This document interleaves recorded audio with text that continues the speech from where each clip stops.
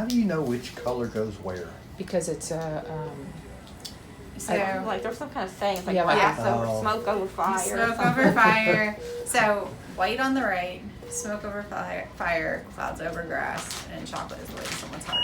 They're also labeled, but it's a lot more thunder. this is my favorite pod. Sea Yeah. pod? Yes. Really? That's shocking. I've never heard anybody say that. I like A. Oh, I don't like, A seems, Nuts. I don't even want to say, it is crazy and it seems dirty. I don't know if because that's where all the action is and what, Very but busy. yeah. We usually get stuck on A in room 13. Oh yeah, no, you don't want that room. Yeah, that one's right by the bay. That's the tiny little hole in the wall. Yeah, no. Yeah. Then it must be B that I I like. hate working that room. So which is your favorite? A, B, or C? Steve Hot is good. That's like the fast track. It's the fast track area. It's like sore throats and We've never been there. you know, STD checks. It's Oh, 2 in the goodness. morning. I might be pregnant. Leave me Are you kidding me? Not at all.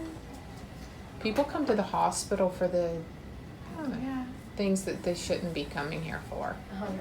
Yeah. It's like, especially the pregnancy test. That one only you realize it costs you $1. The dollar store, and we're doing the exact same thing.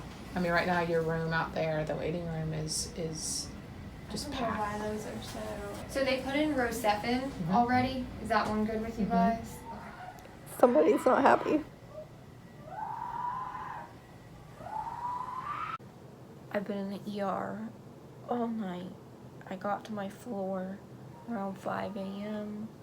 I got admitted. I just woke up from a little bit of a nap. But here's what happened.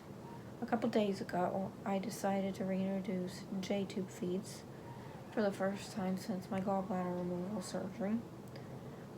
I opted to do Vivanex RTF because it was the formula that I had on hand that was the lowest in fat, and I figured it would be the easiest for my body to process being low in fat without the gallbladder. Although the times I had tried it previously, it did not agree with my mast cell.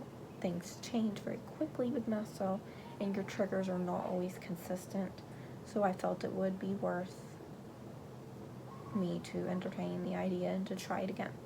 So I did, and I went really, really slow, and then followed it up with a 10 ml flush of water. So that's about 15 ml of volume total, in one 24-hour period. Later that evening, I had some swelling and some bone pain, but that's, as far as mast cell symptoms, I didn't feel like I had the first time I had done it, so I considered that as a success, and I wasn't terribly ill to my stomach, so again, I thought that was pretty successful. Then I did it the next day, and I ran the same amount at the same rate, same exact situation, and that went okay mast cell wise too while I was running it. Towards the end, I noticed I had a GI bleed, so I ran some extra Pepsid, and luckily the Vivanex was the amount I was going to do was done infusing anyway, so I shut that off. Then later that afternoon, I was growing more and more distended. Probably the most distended I have felt since I've had my colectomy. It was just that uncomfortable kind of distension where you can't even breathe because you just feel everything stretching inside you. Then a couple more hours passed, and around 8 p.m. at night, I had just connected to my TPN, and I went and told Solino how cold I was. And he just looked at me kind of funny, and he goes, "You're cold?" I'm never cold, and usually at that time of day I'm rather hot because I'm more reactive at that time of day, and when I'm more reactive mast cell wise, I'm typically hot. And I checked my temperature and it was 99, but I had the chills. And so it's not uncommon to run low-grade fevers when you have mast cell activation. It's really not. People do it all of the time, and even me. But the difference is that when it's a mast cell derived fever, you don't have the chills. You're typically flushed and hot and sweaty. This was infection fever. Then my fever was over 100. It hit the 100.4, then 100.5. I went and told my mom. She was ready for me to go in then, but I feel like I am the girl who cried fever here, and you know, I'm not crying fever because it's not like I don't have a fever when I go in. I do, but we just don't know why this keeps happening. My abdominal pain was not as bad as it had been in the past when I've had obstruction related fevers, but I was more distended than I've ever been since surgery, since my colectomy surgery, not my gallbladder surgery. So I assumed I had an obstruction and it would pass, and so I opted to wait it out. I went to bed, and by the next morning my stomach felt better. I wasn't distended anymore, and I didn't have a fever. It was back to 97, so I was glad I waited it out. But then 5 p.m. rolled around, and I got rock hard in my abdomen and bloated again. And I didn't try feeds again. I was giving that a rest. I was getting the chills. When I saw that it was 100 and over 101, I was tacky. I went to the ER, and it was crazy. They got me back into a room. They drew 2 sets of blood cultures, took my blood counts. They gave me Rocephin and the antibiotic. My temperature continued to climb. It was over 102 for the majority of the time I was in the ER now. I went in 101, even got antibiotic, and it was still kept going up to 102. Finally, I've got it to come back down to the 9900s, so I feel a little better now that I'm not quite so high with the fever. Just like all the other times, my blood cultures were negative. I'm still waiting on those, but I assume this is the same song and dance that I've done for the last year, and that we continue to keep doing every few weeks, 2 months, and the blood cultures will be normal, I pray. They did a CT scan, and I'm waiting on those results. They are doing the CT scan to make sure it's just a pseudo obstruction rather than a true mechanical obstruction, because I've had multiple mechanical obstructions in the past where the dilation from the pseudo obstruction becomes so great that the bowel just does crazy things and makes a mechanical obstruction. My fever has gotten higher than it ever has for just a pseudo obstruction. It normally doesn't get over 102. You're heading to ICU. With Miss Cheyenne. She's way up there.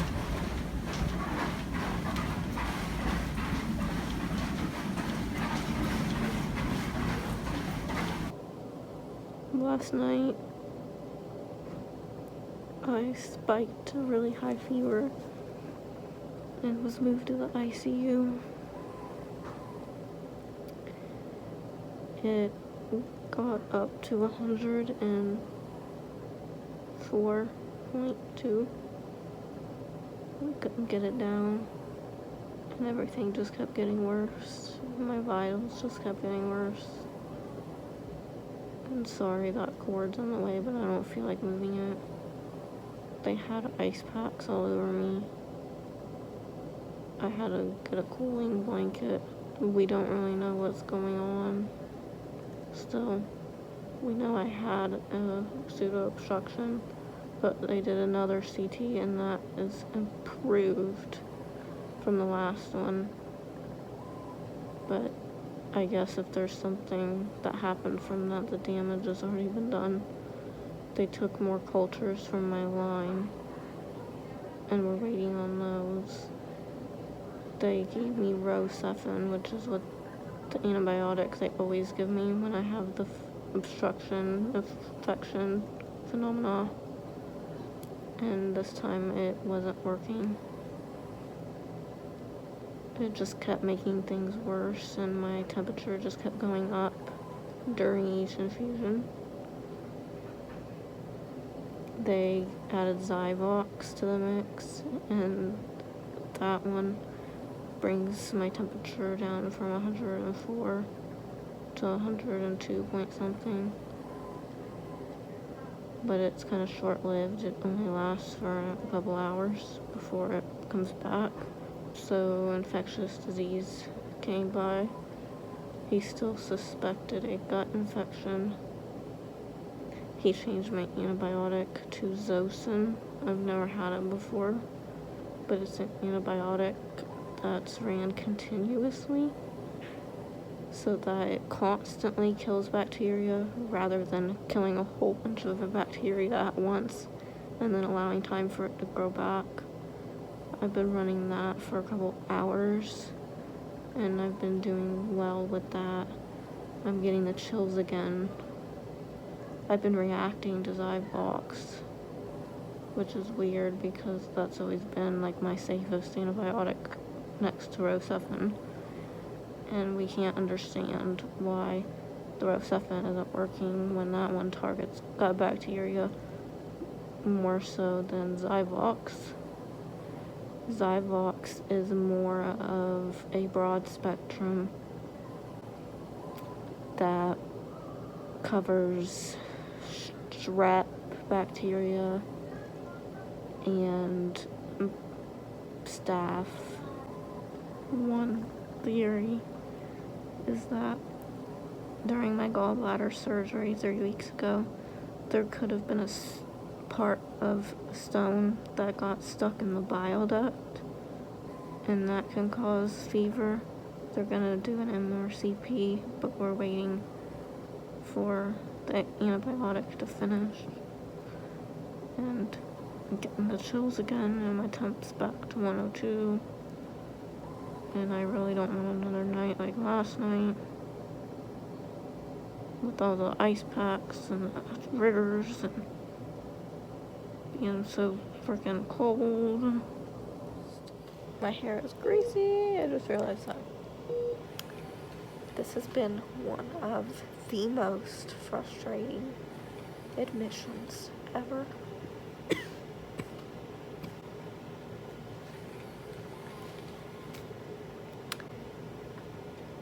Where do I begin? Sorry my voice is like that because I'm reacting to one of the antibiotics that I currently have running.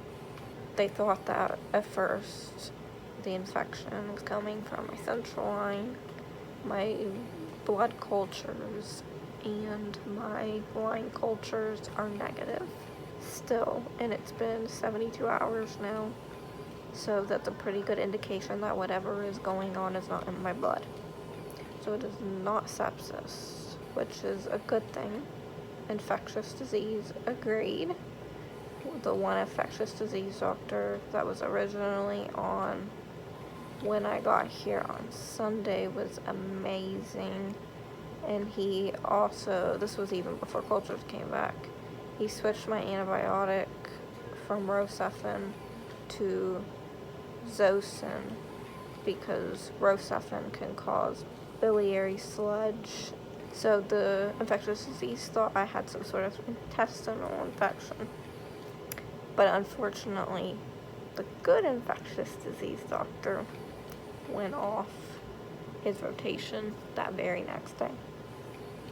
So remember that bit of the story.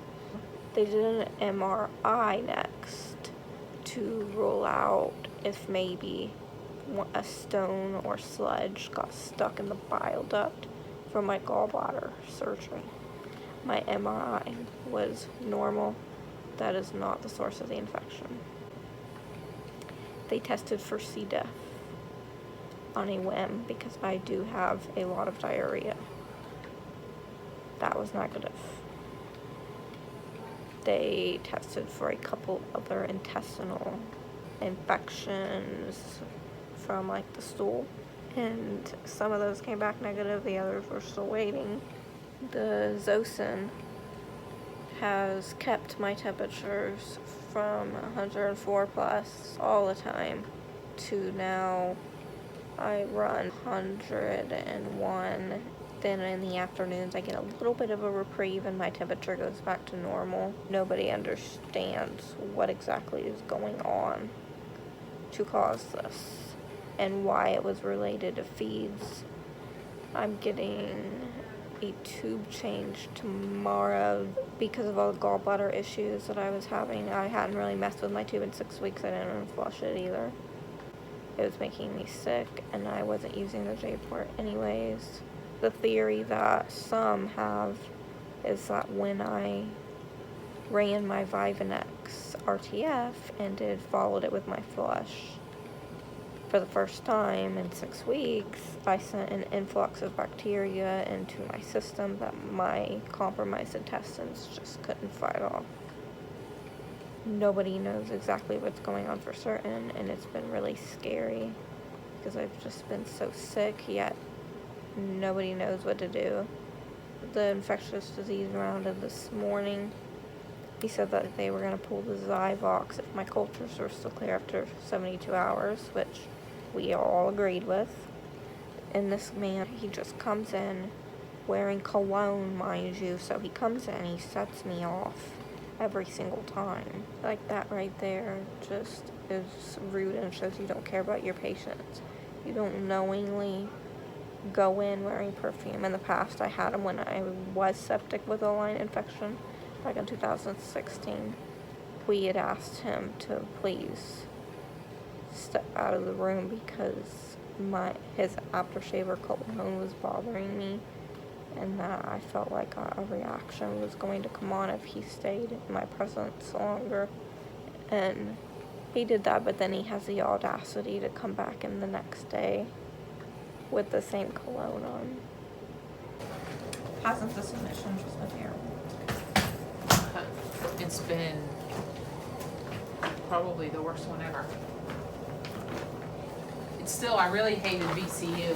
It's still neck and neck with that one. Alright. Video on this? I got some clean clothes on, folks. It's so nice to wear the same thing for days on Taking end. this one? Yep, that's the one you're taking. After your whore back. Like Yeah. Just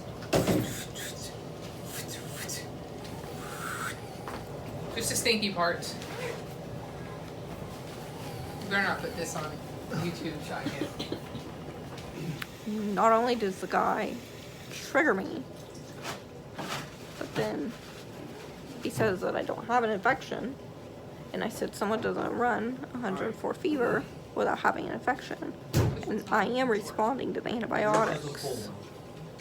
Then he just says, I can't go coughing. Then he just says that there are many reasons people can run fever. And he was putting on his gloves to examine me. And he throws his hands up in the air and walks out the room. And he won't even, like, give you time to explain your story and what's going on so he can make an evaluation of what he's even treating. He wants to put no thought into the case. He signed off on my case, but I was going to have him fired anyways if he wasn't, so I guess the feeling was mutual. Of course, I ain't never even said nothing. I don't think anybody said much about that. Well, he won't let you. But he doesn't give you time to explain this. No more, no more, no more. We should have. Who could think to do all that? We just could have sang a tune together. So then, GI has a lot of wonderful ideas for maintenance treatment. And that's how you. They took me down to radiology and they changed my DJ out, and so now we're just waiting to see if the DJ was what was harboring quite a bit of bacteria. Then the infection should clear a little bit more quickly now. I did have a little more fever than I normally would have this morning, but we're gonna see. The next step is to work on getting something through my GI tract to keep the integrity of my bowel not as poor. So that is the plan, and thank you for all your love and support. still coughing, as you can see, because they just restarted the antibiotic. I had a group of friends make a wonderful video that was the sweetest thing ever. Made my mom tear up and me. I brought a smile to my face, and I'll see if I can put it, either make it a separate video or add it into this one, but it was the sweetest, and I wanted to share it. But I will see you next vlog. I'm not going to say next week because I haven't been doing very good at my weekly, because there's just been a lot going on. But anyways, yeah, thanks for watching.